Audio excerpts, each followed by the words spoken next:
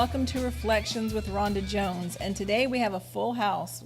My co-host is Monica Livingston. We have Kimberly Johnson and Ruthie Wyburn.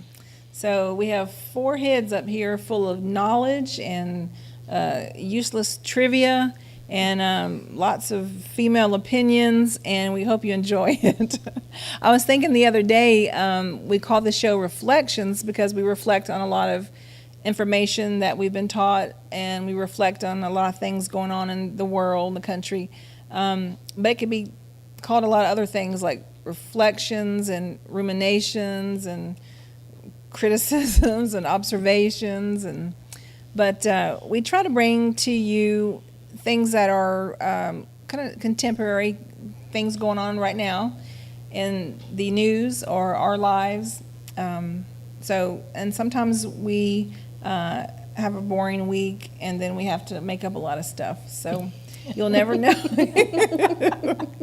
But the first thing we want to talk about today is, of course, Monday, tomorrow, the 12th, we celebrate as a country Veterans Day. And Ruthie is certainly represented in a semi-red, white, and blue motif. We're going to call it that because not a true red, but it's not true red. Reddish red. No, orangish red. That's right. It looks good from here, but I don't have my glasses on. But I do want to say that, it seems like a lot of people are really down on veterans lately, or obviously the wars that are going on. And I really want us to separate the politics from Veterans Day, and just push that out to the side and concentrate on our men and women that have gone before us for whatever reason, that they were involved in a branch of service or a war, and obviously the ones current that are there. Let's just honor them. What do y'all think about that? Yeah. Well, I think the kids, the men and the women, and there are, young men and women that are practically just still kids in a lot of respects compared to some of us. All of us. But you know what I'm saying? They joined up for the military to serve our country in whatever capacity that calls for. They aren't the ones deciding to go to war. They aren't the ones to, like you said, be involved in the politics of whether we're in a war and whether that war is a just war or not a just war or because of oil or whatever it may be. Mm-hmm. They've signed on for a job, and they're doing their job to the best of their ability and sacrificing. The sacrifices that these men and women make, being away from their families. Sometimes they sacrifice body parts, limbs, sometimes it's their lives. So I think that honoring them, aside from how we feel about whether we should be in a war, is what we need to do. Mm-hmm. I've seen the sign, support the troops. Supporting the troops doesn't mean that you're supporting that we're over in Afghanistan or in Iraq or, wherever troops are stationed at in war zones and stuff. You're supporting the men and the women themselves that have chosen to protect our freedoms. So, Kimberly? Yeah, absolutely what Monica said. Ditto. She did a good job. She sure did. Ruthie? Well, I think we should, with all of them, there are some veterans that we don't think of as veterans because they never went across the waters. They stayed here, but they help out in other ways than fighting a war. Mm-hmm. They help out in disasters. They help by just the things they do in their neighborhood. So, but they're still veterans, whether they ever fire a weapon or not. They're still a veteran. They're still giving up their life or way of life to serve the people around them.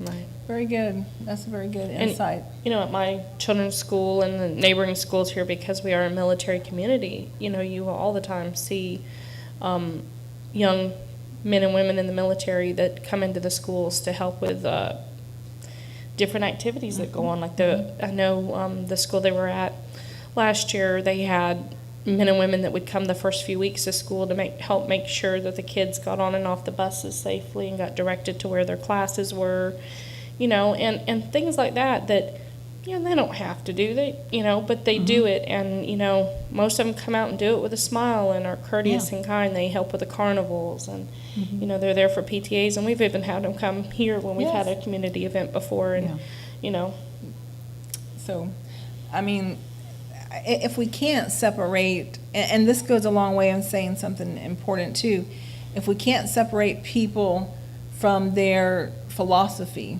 or the philosophy that's put on them, then how can you ever love somebody or deal with somebody that's different than you if you can't separate that out? Because all of us have, most all of us have different philosophies. So take a person in the military and we know that they're not making the rules and regulations. Right. They're abiding by them. Take somebody in a church or in a cult or in Afghanistan. They're people like we are, different philosophies, and I believe that Jesus taught us to love the person. And everybody has this baggage that they're going to bring with them concerning how they were raised. And if we can't separate our own men and women in uniform from the philosophy of politics, how can we ever learn to love somebody really, really different from us? Right. And so I think we should try that, this week. And we say it a lot here. We say, go find somebody to love that's so different than yourself and put yourself to the test and see if you can overcome, gender bias and racial biases and even economic, disparities. And hopefully we're not shallow or too shallow that we can't do that. So anybody have any good ideas about, how to go about seeking someone out different than you? It's easy to say to go do it, but what are some ideas on doing that or in doing that? I don't have any clue, because I was sitting here thinking, do I even know anybody that's radically different from, Right. we have differences, but not anything that's extreme. I don't know. Yeah. Well, That's I mean, really I good. think that, as I've become more and more involved with the Girl Scouts, Well, that's with true, my yeah. daughter and stuff, and with the organization itself and actually going to events and stuff, you do run across people that are in troops that are more affluent troops than yourself, or, troops that are from less affluent areas than yourself. And a situation has recently come up where there's been a lot of discussion about, the looks of a building or the place or the neighborhood where, the building is that the people meet in. And one of the things that was pointed out is, you get these girls that have families and they're in these project type environments that is their home. They didn't choose to live there, but Right. they're there. And they want an opportunity, and they need the opportunity that, Girl Scouts does provide for girls to, encourage them to be all they can be, to try what they want to try and do what they want to do as far as, positive things. I mean, I don't want them out there trying drugs, of course, if that's what they want Right. to try, but they want them to know that they can be more than just a housewife if that's what they want to do. If they want to be a housewife, they want to be an artist, they want to be the president, whatever you want to do, go for it. Try these different things. Try painting, try horseback riding, archery, camping, get in the outdoors, and serve your community, And so these girls need a place to meet, and you're not going to bus them to some community center in or country club in some rich neighborhood. You've got to meet them where they're at. And that's not always going to be a pristine, spick and span place. And so I'm starting to be around more and more, different and diverse, situations. And I think in the world today, you're going to start encountering more and more. I mean, you have your people that you associate with on a daily and weekly basis, but, the world is changing, and you do encounter a lot of different families, grandparents raising kids from a single home. It's not everybody just mom and dad and, 2 kids there at the house. I mean, you just come across so many different things. And so each day, I think, I don't know how to seek it out, but, I think each day that we live, we're more apt to come into contact with. Yeah. If you are a Republican, seek out a Democrat and listen to them.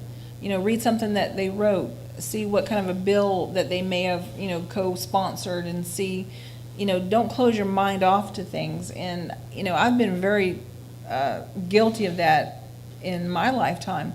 If I'm a Republican and then a Democrat gets up to say something, I'm just going to do this because I'm immature, I guess. I mean, I don't know any other word but that. But the older I get, it seems like, and the more people that come into my life to try to teach me things, I can say, let me listen now. And I'm not perfect there yet. I want to be in that area, but I need to listen to more diverse opinions than myself.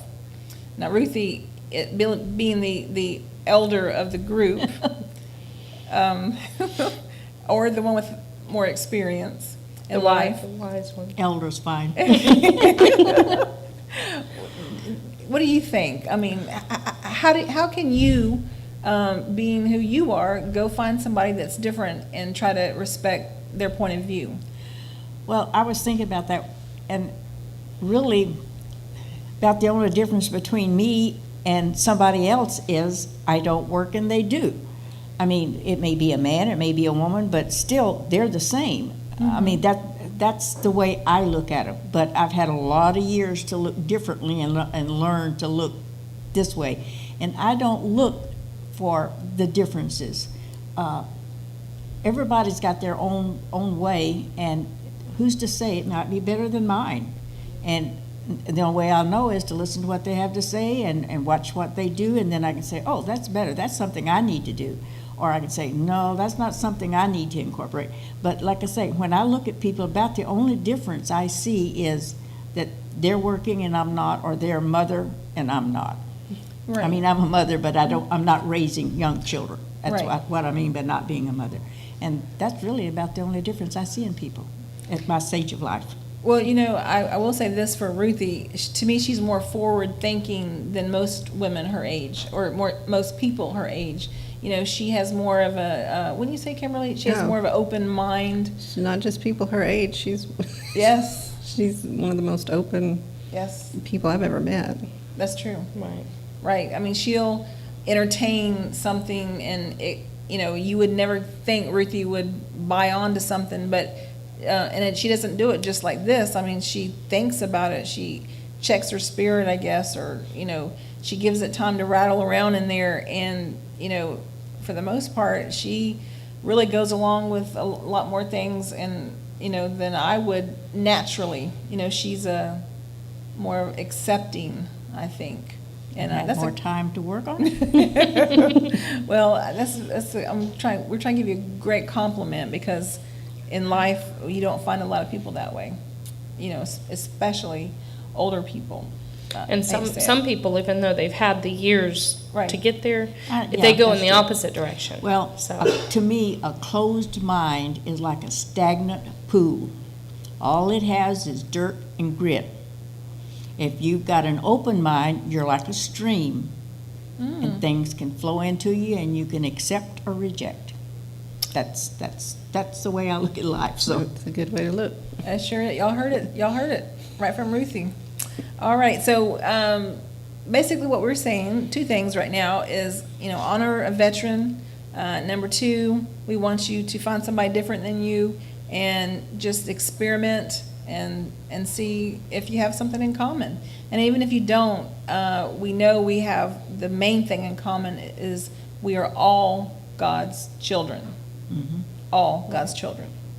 All right, let's move on to, let's see, Kimberly has something interesting she's been wanting to talk about, or... Yeah, I had hoped to get to this before Halloween, but Yeah, that's all right. that's okay. I was watching on YouTube different marriage proposals, and this one young couple were really into haunted houses, and the guy actually said that he knew that this young lady loved him when she told him that if he were ever attacked by a zombie and turned, then she would put a bullet in him herself to keep him from suffering, and that's how he knew it was true love. I'm not sure Ruthie's buying onto this one, though. I'll have to think about that. Well, I mean, apparently it worked for them, but so he's going to propose to her in a set-up haunted house. So he's got rented this building or something, and it's an old, creepy-looking warehouse, and he's got a surprise party upstairs. So he's taking her through this house with the alleged owner of the warehouse, whatever it was, telling him, oh, this is the floor where we're getting the cold spots, and they've got this equipment, and then the equipment starts going off. And he's acting freaked out, so the girl's getting freaked out. And then they open this door, everybody jumps out and yells, surprise. I would probably strangle him. I would have dropped dead. There would be, but apparently he knew her. She thought it was great. She thought it was a birthday party because it was her birthday. And he proposed.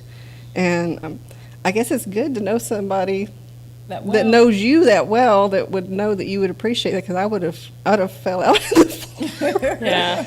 So I didn't see that one. I saw the one where the couple was in a plane. This was off Yahoo. And they were in a plane.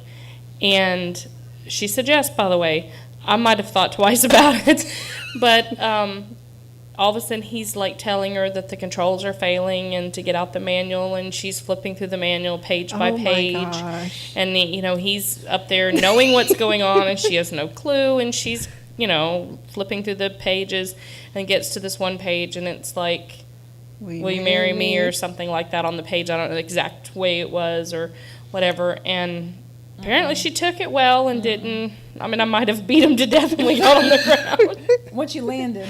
Yes, Sure. once we landed. Oh my goodness. I mean, people can have heart attacks when you do stuff like that. I probably would have. Yeah, I don't. But don't you think when someone does something outrageous like that, they know the other person enough Yeah. to know if They they will must, accept it? yeah. Because love brings knowledge. There's no You two ways hope. about it. No, it does. Okay. Love brings knowledge. Yeah. Sometimes it's a little longer because some people kind of hold themselves in instead of being an open book. And in order for you to be an open book to somebody, you have to love that person too. And so I think that has a lot to do with it. This man loved this woman enough to find out what she liked, what she didn't like, what she could accept, what would freak her out. Yeah. I mean, I could be wrong, but that's how I feel inside. So Yeah. Makes sense to me. So I was curious as to how everybody was proposed to. Well, it was my birthday, and my husband decided to take me on a joyride through town. I had no idea what was going on. He was turning places in town that, I don't drive, that were, probably not the most savory parts of town. I wasn't really sure where we were going, and then I thought, well, maybe he's arranged some kind of surprise party or something, or we're going to dinner and we have to get there at a certain time. And then finally, as we got to the last part of our journey, I realized that we were going back to a spot in Pensacola, the Bluffs, off of Scenic Highway, where we had gone on one of our first kind of outing dates, if you want to call it that. And we walked around and talked and stuff, and he was kind of trying to tickle me and poke at me and mess around, and we were walking back and forth, and not that messy. Oh goodness! I've never been so disappointed in my son. Leave it to my I mother-in-law. understood what you meant. Anyways, yeah, he Ruth was being more open-minded. Yes, that's not what I meant. Anyways, and so, he was kind of poking me and tickling me and stuff. And the next thing I know, he had my hand, let go of my hand, and kind of dropped down to one knee. And before I knew it, words were coming out of his mouth. And he says my mouth was kind of hanging open. And my answer was, uh-huh. So that was about all I could mouth when I realized that he was actually proposing to me. And then we got lost and couldn't find the path back to get out of there, and it had gotten dark. And so it was a lot of fun, very romantic for me. All right, Ruthie, right? Kimberly, you're.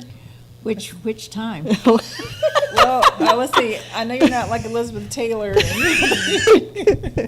Let's go for both of them. Okay, well, with my first husband, my sister and her friend, who were kids, suggested that we should elope and get married. And so he said, what do you think about that? And I said, that's okay, because he was in the military. And so we eloped and got married. His mom and dad and uncle drove us to Pascagoula, Mississippi. and we got married. But when he put down the birth date, he didn't put down his birth date. He put down his sister's birth date, so it made him not old enough to get married. So his mom had to sign for him. But it lasted 48 and a half years, so There, if it that's- starts out crooked. And with, with the second one, he just said, you know, if we're going to get married, you're going to have to quit making these trips back to Idaho. And I said, okay. Nice. Very good. To the point, huh? Yep. Hey, it worked. Well, when you're older, you don't want to waste too much time.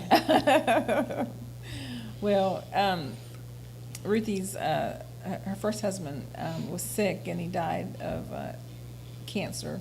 No, No. myasthenia gravis. Oh, yeah. Okay. Yeah. But he had colon cancer, right? Yeah, but he had that and lived That's amazing. 30 years That's amazing.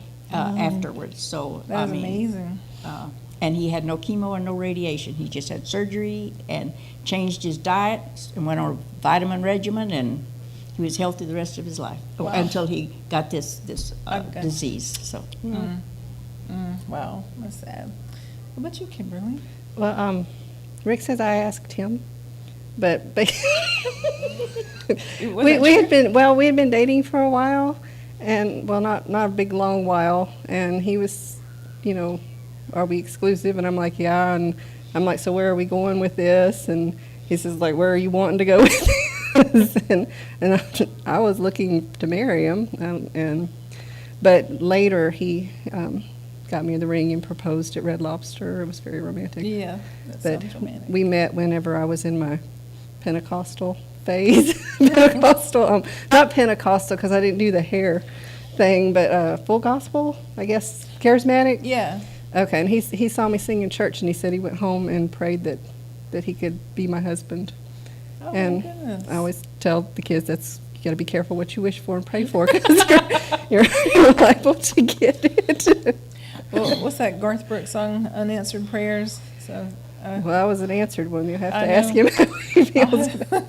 it could go either way. Yeah. Well, I guess Dr. Jones and I always knew that even when we were kids, so I'm going to say when we were like in elementary school, it just took a little longer to get there. So,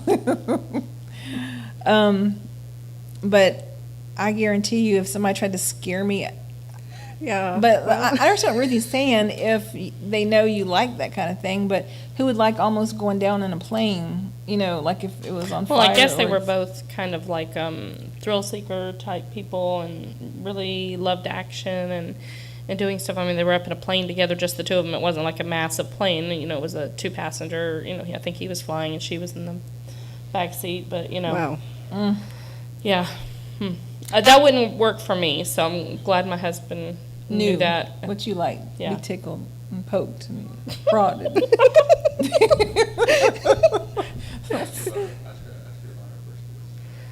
Oh. I want to hear about the first kiss. I've heard this story before, but since a crew member reminded me, let's hear about the first kiss. Let's hear about the first kiss. Please, Mo. Come on. No, I'll save that for another show. Okay, we don't want to embarrass anybody. Too late. Sorry about that. Probably 2 shades darker than any pink or red on my shirt or fingernails. Well, I mean, it's your turn to do the next topic, so you better gather yourself together. Okay. Bon Jovi. Oh, Bon Jovi's the top. Kimberly said Bon Jovi's the top. Well, Well, first, let me ask Ruth, do you know who Bon Jovi is? okay. I love First you of so all, much. Bon Jovi is a gentleman who is a musician. He was the head of a band called Bon Jovi. His name is John Bon Jovi, and he was in an '80s band, rock music, and he comes from Philadelphia. And the reason we're bringing him up is on Facebook, I think it's about a week ago, maybe a little over a week ago, I saw a post about a place he has, a restaurant called Soul Kitchen. And this restaurant has no prices on the menu. What they ask is that you come, you eat, If you want to give something towards your meal, you give it. If you can't give something towards your meal, just donate your time.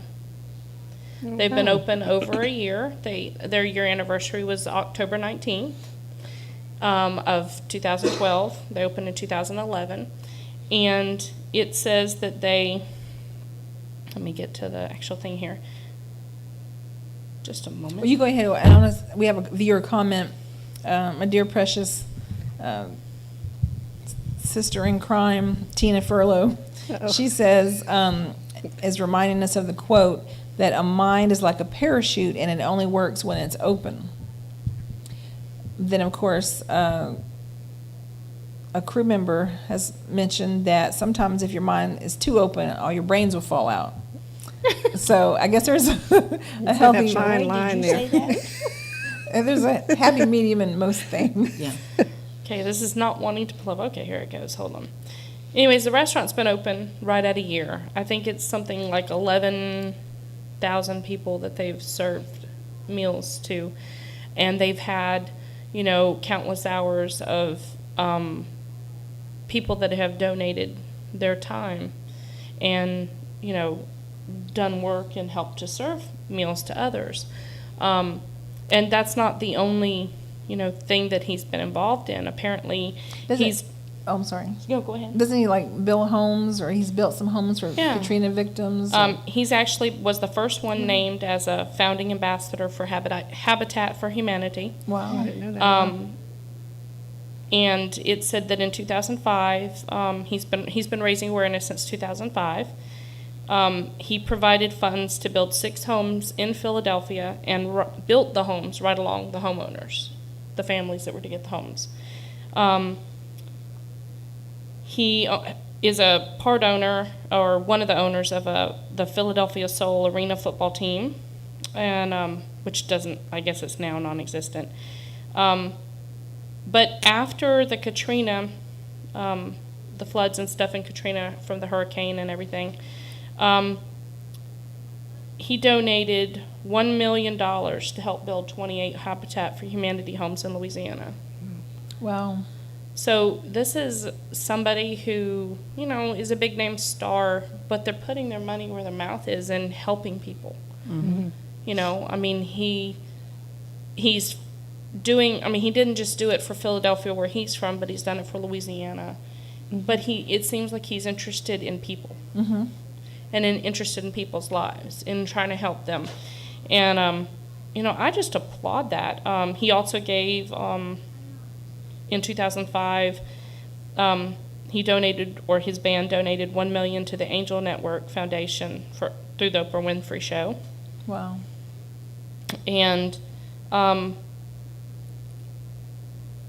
they have a John Bon Jovi Soul Foundation, which is basically, it's been in existence since 2006, and it helps to combat issues that force families and individuals into economic despair. What strikes me about this, Mo, is I would say quite a few, I don't want to categorize the churches by saying they're just fundamentalist type churches, but a lot of people would say his music is of the devil and, rock and roll is bad and, but yet you have somebody that has something in their heart to do for other people.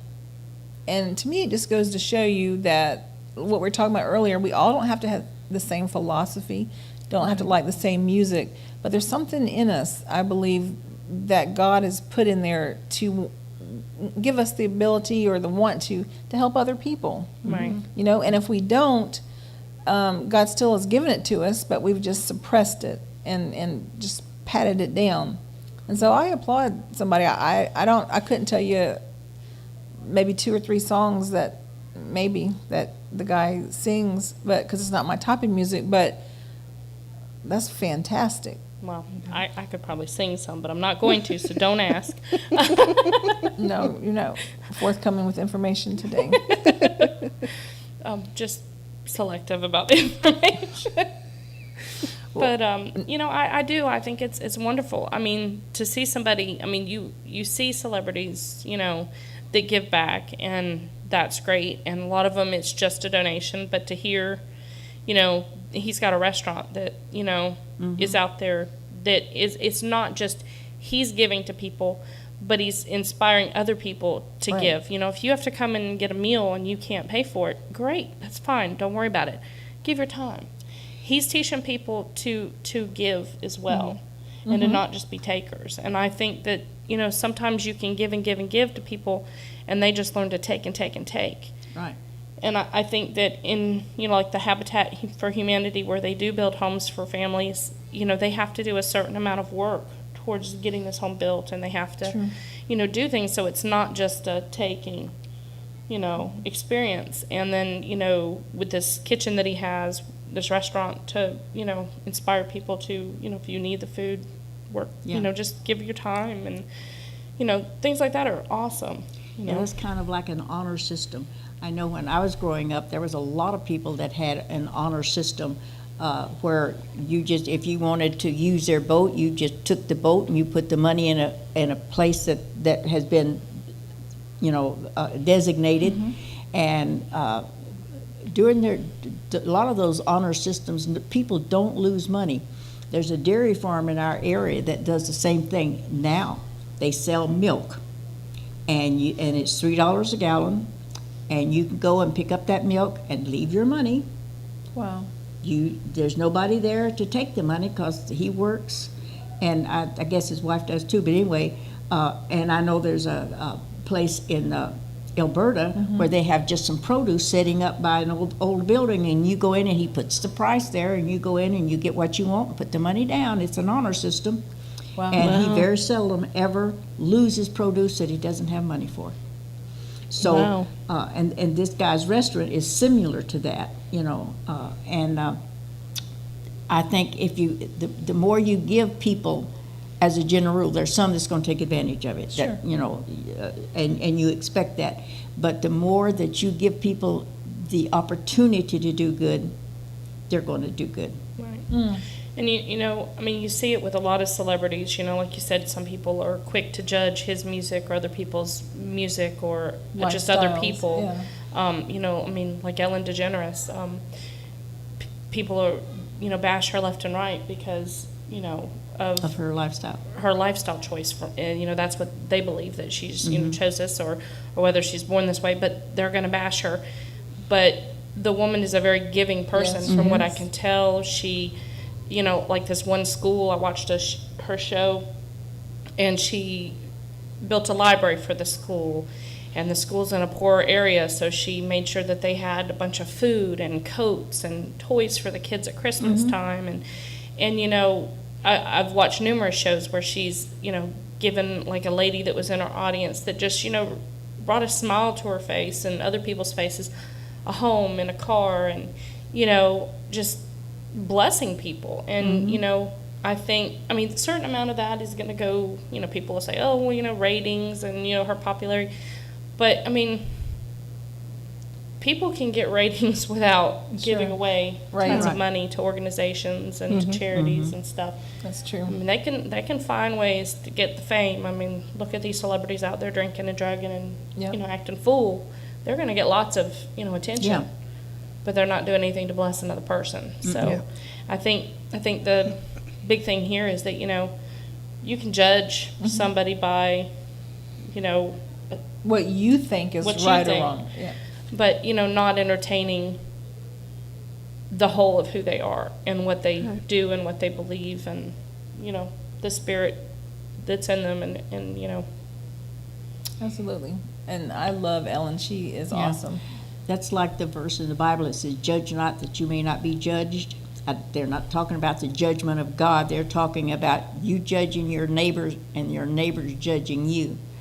And so that's what you need to think about. If I'm judging this person that they're not any good, somebody else is going to judge me the same way. Right. Right. And it's wrong. I don't have the right to tell you, that you're not doing things the way they should be done, because your way is not necessarily my way. Right, that is true. Last week we talked about how to give an adult advice or correct an adult that you think is doing something wrong. And there are times when we have to do these things, but it's hard, you know, because we're not always privy to all the information, and we're making these snap judgments, and you know, we just have to be very careful with that. And I believe humanity, all humanity is good for the majority of it, and we do get off track. We do become greedy and all these other things, and ego gets in the way, and that's where, you know, our problems lie. But you know, since we are all children of God, and God is in all, and we teach that.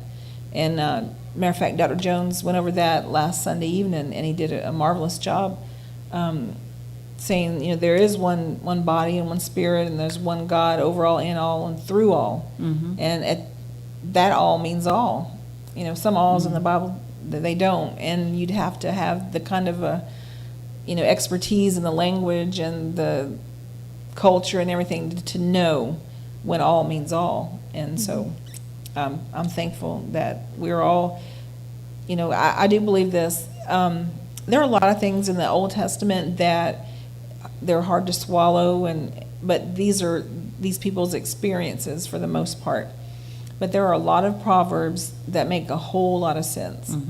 And I said that to say this, which Solomon, I believe he said that there's nothing new under the sun, and that is so true. Of anything I've ever heard in the Old Testament, that's been the truth. We're all the same. We all do things just about alike, maybe for different reasons, but I can pretty much predict what the human psyche will do. And everything's circular, it'll come back around, and we'll be doing the same thing in 100 years as we did today. And so we can take some of those proverbs, and you know, I thought about the other day, across the street, we had a couple, or they were hollering at each other. I guess the woman, she must have been drinking or something. I'm just making an assumption here. But she was loud. And I thought about the one that says, I don't know the whole thing, but something about it's better to be on the roof of a house than in a house with the brawling woman. And I thought about that. So we can use some of those quips to live by. We just have to be smart enough to know what's what. Okay, let's move on to do you have anything? We've got about 3 or 4 minutes. Let's see if we have another viewer comment here. Let's see. Go ahead. I haven't seen one come in.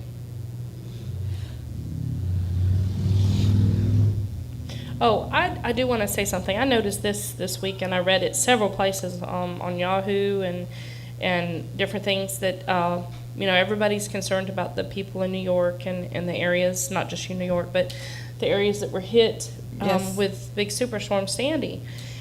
And what I read is that sometimes people's giving can almost be more of a problem. It's creating another problem because people sometimes are giving things that cannot be used. Like if a person's home is destroyed and they're living in tented places or they're living in motel rooms, they don't need vases and vacuum cleaners and things like that. So, you know, these things are having to be transported, and that costs money. They're not being able to be used, and sometimes people, unfortunately, donate things that don't work. So, you know, you may be causing more of a burden on an organization or on an area to suddenly have all this stuff that's been transported to them that they can't use.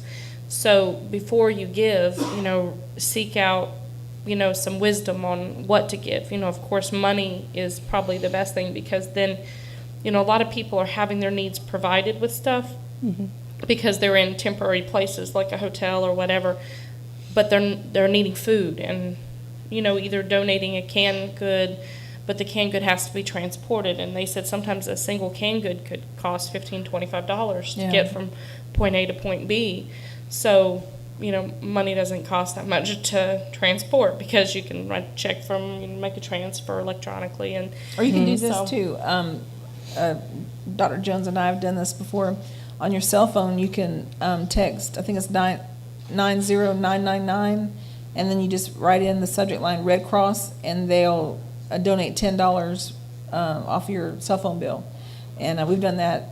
And you know, the Red Cross is very reputable, and they will. We've experienced that, you know, from hurricanes we've been through. They come by and they give you food and, you know, keep you warm and hot chocolate and just stuff like that. And Right, so, and they yeah. did say that, you know, giving to the Red Cross monetarily, because the food is going to be provided and is going to be there, and the water and things like that. But, you know, sending, you know, like I said, vases and vacuum cleaners and stuff, that's stuff they may need in the future. But right now, when they're displaced from their homes, that's not necessarily stuff that's needed. And it ends up causing, you know, a burden, because it's transported for one, and it costs that money. Did they actually And send a then- vase? Somebody sent a vase to somebody? They were saying vases Yeah, I could kinda and see microwaves the and, reasoning and behind vacuum that. cleaners. And I understand, like you said, if someone has a fire, you want to, you know, clothes and shoes and, And something things they pretty need to that's not start over necessarily again. needed, yeah. Right.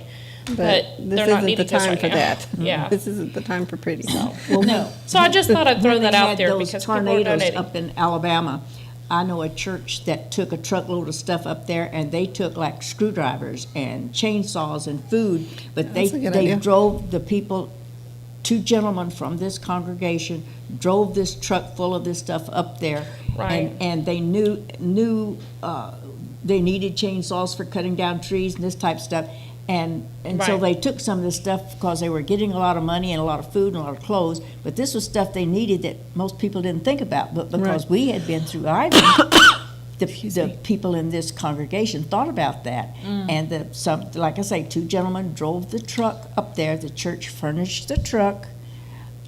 So all it cost was the gas, and that came out of the church's fund. Right. But And they're saying that there are a lot of organizations that are doing that. Yeah. They're not putting it on. And of course, this was close enough that they could do that, but to go all the way to New Jersey, that would be That's cost a little bit prohibitive. more expensive, Yeah. but maybe that the idea could get out, and some of the people around there could do the same thing, you Right. know. Right. Uh, Yeah, to definitely have a distribution point that's local, you know, and that's why it's so important to give to the organizations that are prepared to do that. You know, like if, we talk about this sometimes, if somebody's already doing a good work in drilling wells and providing things like that, you know, why reinvent the wheel? You know, give to the people Yeah. that, you know, like, you know, whatever you say about James Robinson, and you could probably say a bunch, you know, about me, but you can say a bunch about him, whatever.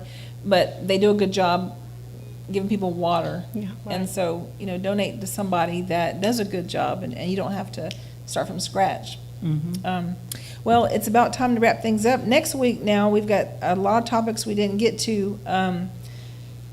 We've got some funny things next week, and also we're going to find out about Monica's first kiss. And I hope to goodness she has the guts to share it. I already know the story in part, but I do want to hear the whole thing. Maybe I won't be on the show next week, so you won't be embarrassed to say it from your mother-in-law. But maybe we'll get Ruthie's first kiss too. I don't remember my first You know, age does help with some things. That's right. It's a good excuse. A lot like Ronald Reagan, that poor guy, he had Alzheimer's, so but everybody thought he was, you know, really evading something. Like, you know, I just can't remember what happened during the Iran-Contra affair, but but he really couldn't remember. Probably, you know, he was losing it. Bless his soul. Alrighty, folks, we had a good time with you today, and you'll see us all back next week, and we're gonna hear some juicy tidbits from Monica. All right, see you later. Bye-bye.